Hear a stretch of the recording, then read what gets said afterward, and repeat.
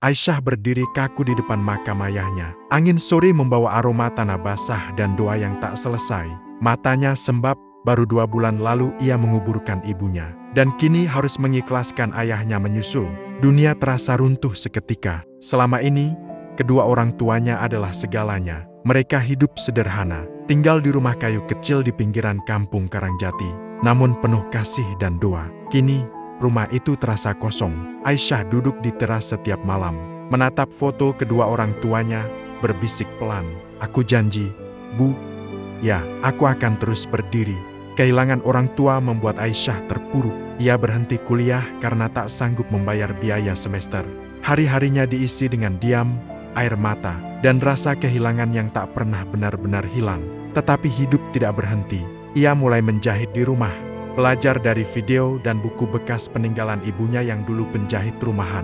Hasilnya tak seberapa, tapi cukup untuk membeli beras dan lampu minyak. Di kampung, orang-orang kasihan melihatnya, tapi Aisyah selalu berkata, "Saya nggak butuh dikasihani, Bu. Saya cuma butuh waktu buat belajar berdiri lagi." Suatu hari, tetangganya, Bu Nur, meminta Aisyah menjahitkan baju seragam sekolah untuk anaknya. Aisyah menerima dengan tangan gemetar.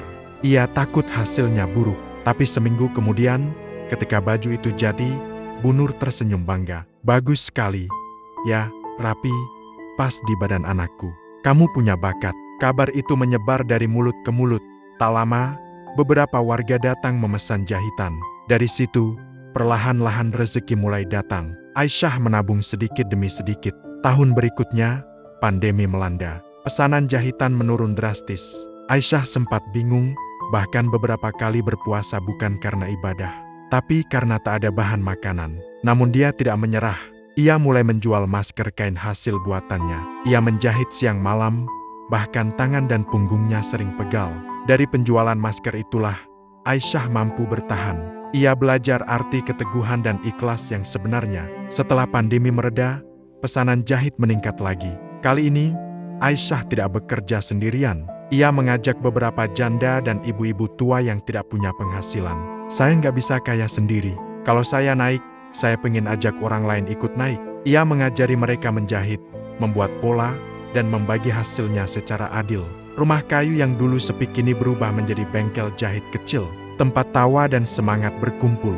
Suatu malam, ketika Aisyah merapikan kain, pandangannya tertuju pada foto orang tuanya di dinding. Ia teringat ibunya yang dulu suka merawat para lansia di kampung.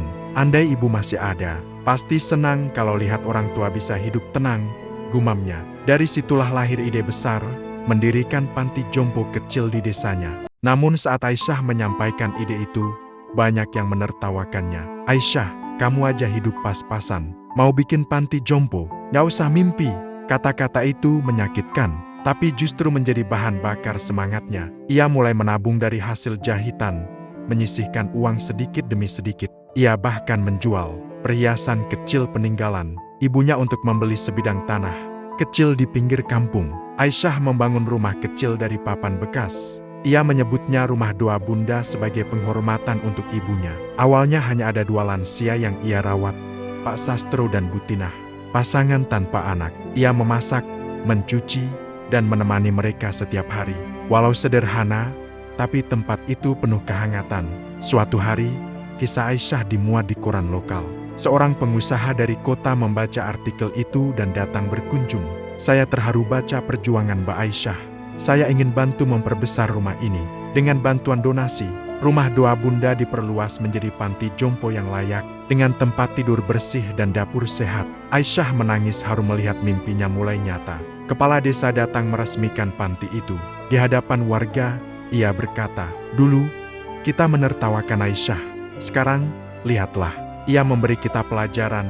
Jangan remehkan niat yang lahir dari hati yang tulus." Warga yang dulu mencibir, kini datang membantu. Ada yang menyumbang makanan, ada yang jadi relawan. Panti jompo itu menjadi kebanggaan seluruh kampung. Aisyah kini dikenal sebagai sosok inspiratif. Banyak anak muda datang meminta nasihat. "Bagaimana caranya bertahan, Kak?" Ia selalu menjawab lembut. Bertahan itu bukan soal kuat atau tidak, tapi soal keyakinan bahwa badai pasti reda. Hidupnya sederhana, tapi dihormati dan disayangi banyak orang. Beberapa tahun kemudian, Panti jompo rumah doa Bunda sudah menampung belasan lansia. Setiap pagi, Aisyah mengajak mereka berjemur sambil bercerita. Di pojok ruangan, masih tergantung foto kedua orang tuanya. Ia tersenyum menatapnya. "Bu, ya, lihat, sekarang Aisyah bisa membalas kasih sayang kalian. Semua ini untuk kalian." Air matanya menetes pelan. Tapi kali ini, bukan air mata kesedihan melainkan rasa syukur yang dalam. Aisyah telah menepati janjinya, bangkit, berjuang, dan menebar cinta sebagaimana yang orang tuanya ajarkan. Beberapa tahun setelah panti jompo berdiri, nama Aisyah mulai dikenal di luar desa. Banyak wartawan dan relawan datang berkunjung. Tapi di balik senyum dan sorotan kamera, Aisyah menghadapi masalah baru. Dana operasional menurun. Bantuan dari donatur berkurang karena inflasi dan keadaan ekonomi yang sulit. Harga bahan makanan naik, dan beberapa relawan harus berhenti karena pekerjaan lain. Suatu malam, Aisyah duduk di dapur panti sambil menatap daftar pengeluaran. Air matanya jatuh. "Ya Allah, aku takut mengecewakan mereka. Aku nggak mau ada satupun yang kelaparan." Namun, sebelum ia larut dalam cemas, Butinah, lansia tertua di panti, datang memegang tangannya. "Nak, dulu kamu bangkit sendirian. Masa sekarang kamu mau menyerah karena uang? Allah pasti punya jalan." Kata-kata itu menyalakan kembali semangat Aisyah. Keesokan harinya, Aisyah memutuskan untuk bertindak. Ia mulai menjahit lagi. Kali ini membuat spray dan mukena untuk dijual secara online.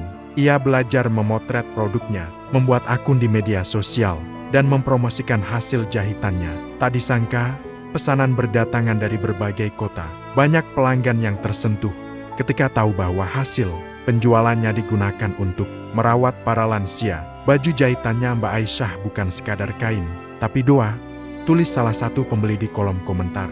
Melihat perjuangan Aisyah, beberapa mahasiswa datang dari kota untuk menjadi relawan di panti. Mereka membantu membersihkan, memasak, bahkan mengajar para lansia menggunakan ponsel dan video call agar bisa berbicara dengan keluarganya. Aisyah merasa harum melihat anak-anak muda itu. "Dulu aku sendirian, sekarang aku punya keluarga besar," katanya sambil tersenyum. Suatu malam, hujan deras mengguyur desa Karangjati. Air masuk ke dalam panti karena atap bocor. Para lansia panik, beberapa kamar terendam air. Aisyah segera mengungsikan mereka ke ruang tengah, mengeringkan lantai, dan memeluk Butinah yang ketakutan. "Tenang, Bu, semua akan baik-baik saja." Keesokan harinya, warga kampung datang bergotong royong membantu memperbaiki atap panti. "Sekarang giliran kami bantu." "Ya, kamu udah banyak bantu orang," ujar salah satu warga. Beberapa bulan kemudian, Aisyah menerima undangan menjadi pembicara di seminar sosial di kota. Ia awalnya ragu, merasa dirinya hanya orang kampung biasa. Namun, kepala desa meyakinkannya, yang mereka butuh bukan gelar, tapi ketulusanmu. Di atas panggung, Aisyah bercerita dengan suara bergetar. "Saya bukan orang hebat. Saya cuma anak yang ingin terus mengenang orang tuanya lewat kebaikan." Tepuk tangan panjang menggema. Banyak orang meneteskan air mata. 2 minggu setelah seminar, Aisyah menerima kabar bahwa pemerintah daerah akan memberikan bantuan dana sosial untuk pengembangan panti. Bukan hanya itu, beberapa pengusaha juga menawarkan kerjasama. Mereka ingin menjadikan panti Aisyah sebagai tempat pelatihan keterampilan untuk lansia dan ibu rumah tangga. Aisyah menangis haru. "Terima kasih, ya Allah.